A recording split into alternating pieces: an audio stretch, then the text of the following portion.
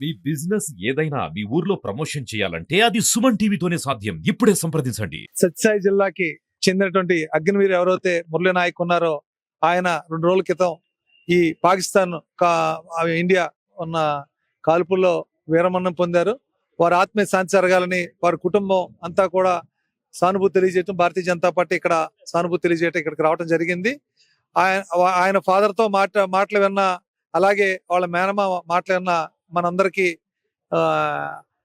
Blood ఉప్పొంగిపోతుంది. ఎందుకంటే వాళ్ళ మేనమామ మాట్లాడుతూ వాళ్ళ మేనల్డు చెప్పారు ఏమని, నేను చనిపోయేటప్పుడు నా ఒంటి మీద మన భారతీయ జెండా ఉండాలనే ఉద్దేశంతో నేను ఇండియా కోసం, భారతదేశం కోసం నేను పోరాడతానని చెప్పి, ఇండియా కోసం నేను చనిపోతే ఇండియా కోసం చనిపోవాలని ఆయన ఏదైతే కోరుకున్నాడో అది జరిగింది.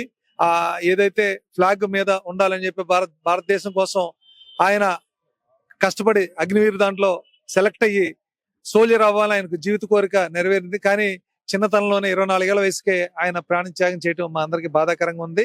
వాళ్ళ మేనమామ చెబుతూ ఏం చెప్పారంటే, నా 2 కొడుకులు ఉన్నారు, నా 2 కొడుకులు కూడా భారతదేశం సైన్యాన్ని పంపిస్తాం, దేశం కోసం పోరాడతాం అని చెప్పడం చాలా గర్వంగా అనిపించింది. కానీ ఈ బాధాకర సిచ్యువేషన్ లో ఒక్కగానో కొడుకు ఆయన, అటువంటి వ్యక్తి కోల్పోవటం, ఆయనతో పాటు చాలా మంది జవాన్లు మనం భారతం కోల్పోయాం. సో ఈ రోజు వరకు భారతదేశం యుద్ధం చేసిందంటే ఓన్లీ వాళ్ళ ఉగ్రవాదంలో చేసింది తప్ప, సైనిక శిబిరాల మీద చేసింది తప్ప, ఒక్క మనిషి కూడా, సామాన్య మానవుడిని ఒక్కడు కూడా టచ్ చేయలేదు. కానీ అదే పాకిస్తాన్ మన మీద ప్రతి సామాన్య మానవుడు మీద గురిపెట్టి వాళ్ళు యుద్ధం చేయడం జరుగుతుంది. ఇది చాలా దారుణం, అమానుషం. ఏదైతే పద్ధతిగా యుద్ధం చేసేది ఏదైనా ఉంటే భారతదేశమే. ప్రపంచ దేశాలు కూడా ఆలోచించే స్థాయికి ఇవాళ భారతదేశం ఎదిగింది. మనకున్న సామర్థ్యం ఏంటో ప్రపంచం అంతా చూస్తుంది. ఏది కూడా ఒక్క సామాన్యుడు కూడా ఈ వలన చావకూడదు, చనిపోకూడదనే ఉద్దేశంతో మన భారతదేశ ప్రధాని, మన అందరి 140 కోట్ల జననేత ఏదైనా ప్రధానమంత్రి నరేంద్ర మోడీ గారు, అలాగే అమిత్ షా గారు, అజిత్ దోవల్ గారు, అలాగే జయశంకర్, వీళ్ళందరూ కూడా, అలాగే ఏదైతే army, navy, air force 3 chiefs ఉన్నారో వీళ్ళందరూ కూడా, కురేషి, అలాగే వీళ్ళందరూ కూడా దేశం కోసం రాత్రులు పగలనక కష్టపడి మనందరి రక్షణ కోసం వాళ్ళంతా పాటుపడుతున్న అందరూ కూడా మా ధన్యవాదాలు, మన భారతీయ జనతా పార్టీ ధన్యవాదాలు తెలియజేస్తున్నాం. అలాగే ఏదైతే మురళీ నాయక్ చనిపోయారో ఆయనకి వాళ్ళ ఫ్యామిలీకి మా ప్రగాఢ సానుభూతి తెలియజేస్తున్నాం.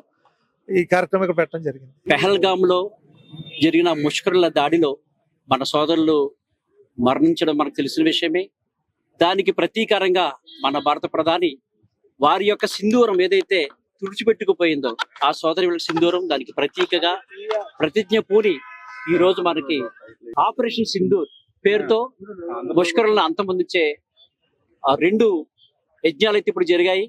మొదటి దాంట్లో ఎవరైతే ముష్కరుల్ని పాకిస్తాన్ దాచిపెట్టిందో, ఆఖరి కాశ్మీర్ కానివ్వండి, పాకిస్తాన్ లో కానివ్వండి, ఉన్న 9 స్థావరాలపై దాడి చేసి కేవలం ముష్కరులు మాత్రమే చనిపోయే విధంగా ప్రతీకారం తీర్చుకోవడం జరిగింది.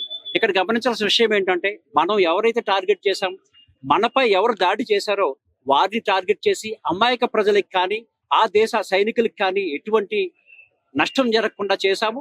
అయితే పాకిస్తాన్ తీసుకున్న నిర్ణయం చూస్తే కనుక కేవలం అమాయక ప్రజల్ని టార్గెట్ చేసి చంపే విధానం ఏదైతే దాన్ని తీవ్రంగా ఖండిస్తా ఉన్నాం. ప్రపంచ దేశాలు మొత్తం ఏకమై ఈ రోజు భారతదేశాన్ని సపోర్ట్ చేస్తున్నాయంటే అది మన మోడీ గారి యొక్క దౌత్య నీతి.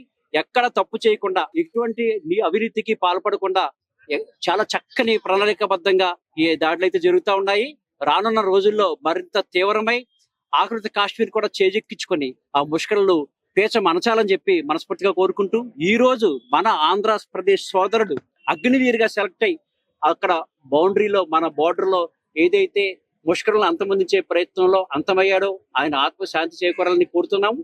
ఆయన సత్సాయి జిల్లాకి సంబంధించిన నాయక్ మురళీ నాయక్, వారికి వారి యొక్క కుటుంబ సభ్యులకి ప్రగాఢ సానుభూతి ఈరోజు తెలియజేస్తూ మేము ఈ కార్యక్రమాన్ని